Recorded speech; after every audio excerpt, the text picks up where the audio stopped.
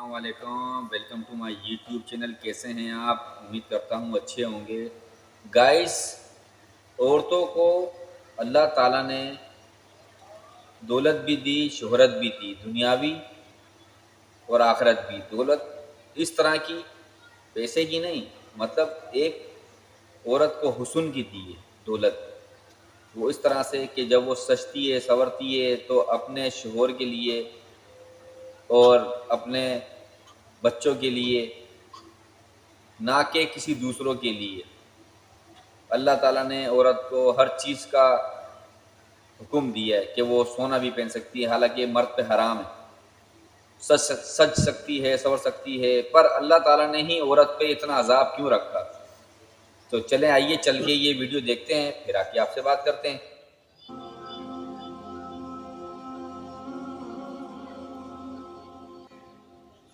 ناظرین گرامی، بڑا ہی عبرت انگیز اور سبق آموز واقعہ ہے۔ یہ واقعہ ایسا ہے کہ جس کو سن کر رونگٹے کھڑے ہو جائیں، اور اگر ایسی عبرت انگیز باتیں سن کر بھی ہمارے دلوں پر اثر نہیں ہوتا تو پھر کسی کا کیا جاتا ہے، ہمارا اپنا ہی نقصان ہے۔ پیارے دوستو، یہ واقعہ خصوصاً عورتوں کے لیے ہے جو خود کو اسلامی ہونے کی دعوے دار تو ہیں، مگر بعض اعمال کو نظر انداز کر کے اور ان کو گناہ تصور نہ کرتے ہوئے انجام دے رہی ہوتی ہیں، مگر وہی اعمال مرنے کے بعد کس قدر عذاب کا سبب بنیں گے یہ جاننا بہت ضروری ہے۔ اور ان اعمال کے بارے میں جاننے کے لیے اس ویڈیو کو نظر انداز مت کیجیے گا، ضرور دیکھیں اور ہر صورت عمل پیرا ہونے کی کوشش کریں۔ واقعہ کا باقاعدہ آغاز کرتا ہوں۔ معزز احباب گرامی، حدیث پاک میں آیا ہے کہ ایک مرتبہ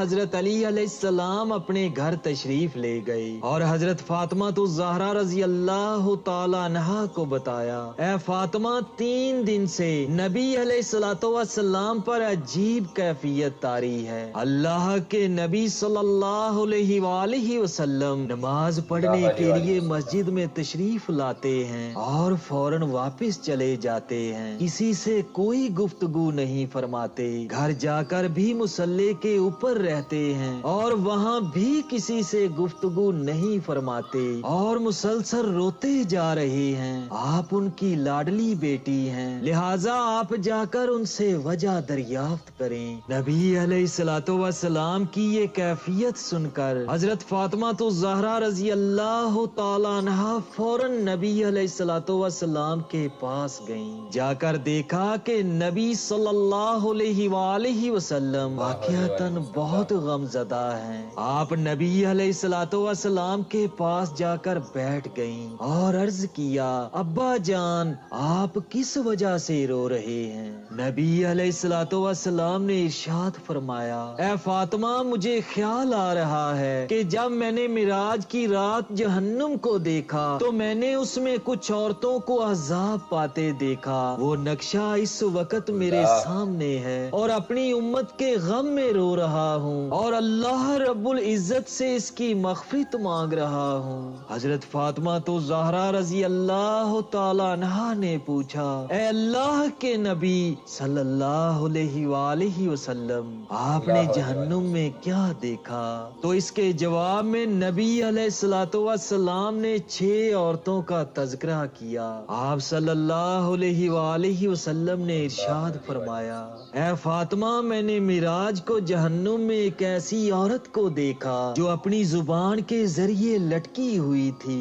پیارے دوستو، آپ دیکھیں کہ زبان کتنی نازک ہوتی ہے، اگر بندہ تھوڑی سی پکڑ کر کھینچے تو کس قدر تکلیف ہوتی ہے، اور وہ عورت اپنی زبان کے ذریعے لٹک رہی تھی جیسے کسائی کسی بکرے کے کان میں سوراخ کر کے سر کو کیل کے ساتھ لٹکا دیتا ہے، اسی طرح وہ پوری عورت جہنم کے اندر اپنی زبان کے ذریعے لٹک رہی تھی۔ حضرت فاطمہ الزہرا رضی اللہ تعالی عنہا نے پوچھا، اے اللہ کے نبی، وہ عورت کون تھی؟ فرمایا، یہ وہ عورت تھی جو دوسروں کی غیبت کرتی تھی، تانے دیتی تھی، اپنی زبان سے دوسروں کو ایذا پہنچاتی تھی، یوں اپنی زبان کو غلط استعمال کرتی تھی، اس لیے اللہ تعالیٰ اس کو جہنم کی آگ میں تپا رہے تھے۔ ناظرین گرامی، ٹھیک اسی طرح جس طرح مرغے کو فرائی کرنے کے لیے آگ پر لٹکا دیا جاتا ہے اور مرغا آگ پر بھن جاتا ہے، ٹھیک اسی طرح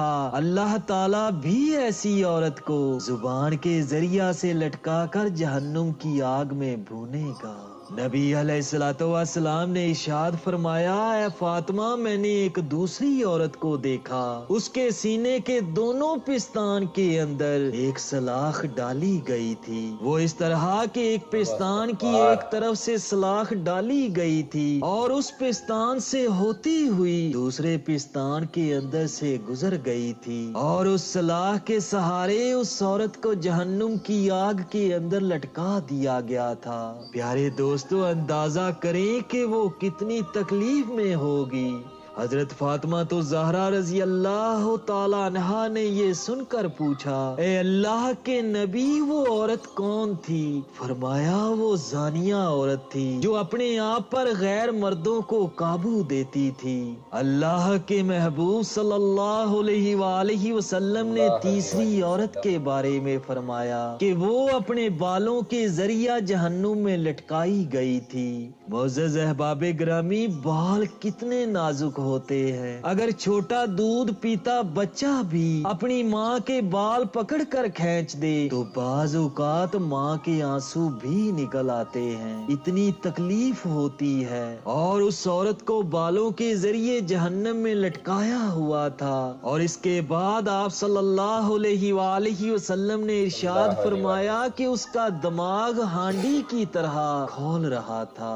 حضرت فاطمہ تو زہرا رضی اللہ تعالی عنہا نے عرض کیا، اے اللہ کے نبی، اس عورت کو اس طرح کس وجہ سے لٹکایا گیا تھا؟ فرمایا، وہ بے پردہ گھر سے نکل کر گھومنے والی عورت تھی، اس کی بے پردگی کی وجہ سے اللہ تعالیٰ اس کو یہ سزا دے رہا تھا۔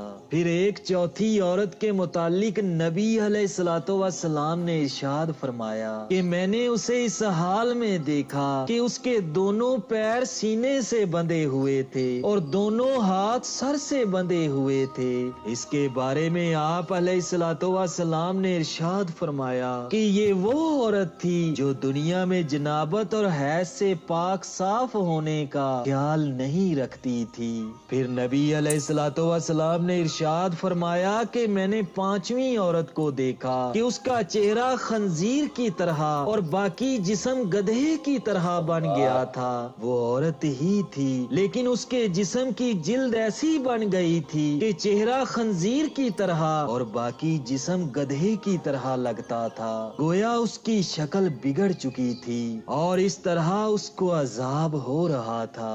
نبی علیہ السلام نے ارشاد فرمایا، یہ وہ عورت تھی جو جھوٹ بولتی تھی، غیبت کرتی تھی اور چغل خوری کی مرتکب ہوتی تھی۔ پھر نبی محمد صلی اللہ علیہ وآلہ وسلم نے ارشاد فرمایا کہ میں نے چھٹی عورت کو جہنم میں دیکھا کہ اس کی شکل کتے جیسی تھی اور وہ ایسی آواز نکالتی تھی جیسے کوئی کتا بھونک رہا ہوتا ہے۔ آگ اس کے منہ میں داخل ہوتی تھی اور اس کے پخانہ کی جگہ سے باہر نکل جاتی تھی اور اس کو فرشتے گرز مار رہے تھے۔ پوچھا گیا کہ اے اللہ کے نبی، اس نے کون سا قصور کیا تھا؟ آپ علیہ السلام نے ارشاد فرمایا کہ وہ اپنی زندگی میں حسد کیا کرتی تھی، یعنی اس کے اندر حسد بہت زیادہ تھا۔ استغفر اللہ۔ اللہ تعالیٰ ہمیں ایسے اعمال سے دور رکھے جن کی وجہ سے مرنے کے بعد اللہ کا عذاب ہوگا۔ آمین ثم آمین۔ آمین سنا۔ جی گائز، تو دیکھا آپ نے، یہ اللہ کا عذاب تھا۔ جو عورتیں غیبتیں کرتی ہیں، چغلیاں کرتی ہیں، جو ایک یہاں کی سن کے باتیں وہاں جا کے لگاتی ہیں اور اپنے گھر کا ماحول خود خراب کرتی ہیں، تو خدارا ایسا نہ کریں، ہوش کے ناخن لیں، اللہ تعالیٰ کے پکڑ سے اور گناہ سے ڈریں اور بچیں، اپنے گھروں میں محبتیں رکھیں، آپس میں غیبت کرنا، کانا پھوسی کرنا، اس کی گھر کی آگ اس میں لگانا، اس کے گھر کی آگ اس میں لگانا، یہاں تک کہ اگر آپ کسی کا گناہ بھی دیکھ لیں تو حدیث میں ہے کہ آپ اس کا گناہ چھپائیں، کیونکہ اللہ تعالیٰ آپ کا آخرت میں گناہ چھپائے گا۔ اگر آپ کا جو کیا ہوگا اللہ تعالیٰ آخرت میں آپ کا وہ پردہ رکھے گا۔ ویورز، ان گناہوں سے بچیں، جتنا ہو سکے اپنے آپ کو بچائیں، اور اگر کوئی غیبت بھی کر رہا ہو تو آپ سننا بھی گوارا نہ کریں، وہاں سے چل دیں۔ غیبت کرنا ایک مردہ بھائی کے گوشت کے برابر ہے کہ آپ نے اپنے مردے بھائی کا گوشت کھایا۔ تو گائز، میری ویڈیو کو لائک، شیئر، کمنٹس اور سبسکرائب لازمی کیا کریں۔ نئی ویڈیو کے ساتھ دوبارہ حاضر ہوں گا، جب تک کے لیے السلام علیکم ورحمۃ اللہ وبرکاتہ۔